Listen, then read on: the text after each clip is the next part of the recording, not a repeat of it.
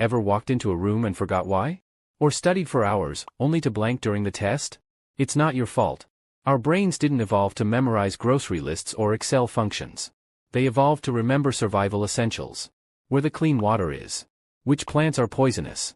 The face of that guy who tried to steal your mammoth meat. But 2,500 years ago, Greek poets unlocked a loophole. Using spaces you already know to anchor anything you want to remember. Forever. Today, I'll show you how to build yours. No genius DNA required. Just your imagination. Neuroscientists call this spatial mnemonics. When you attach information to a physical location, your brain's navigation center, the hippocampus, snaps to attention. It treats facts like landmarks. And landmarks? We never forget those. In one Oxford study, people using memory palaces recalled 4x more than rote learners. That's why world memory champions use it. That's why medical students survive anatomy exams. And that's why, with a little practice, you'll remember names, speeches, or even your entire Netflix queue. Step 1, choose your palace.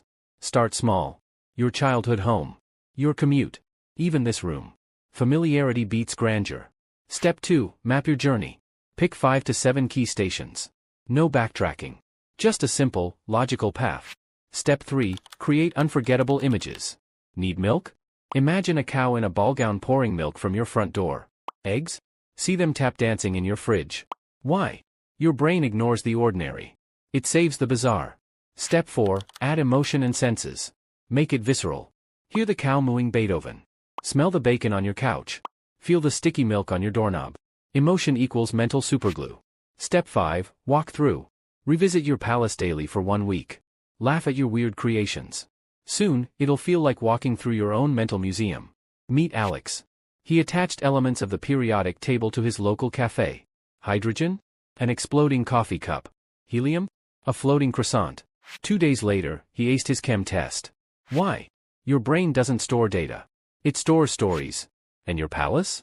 It's the greatest story you'll ever tell yourself. Mastered one palace? Chain them. Your home holds work notes. Your gym stores birthdays. Your commute becomes a language lab. Suddenly, forgetting feels like a choice. This isn't about memorization. It's about reclaiming mental freedom.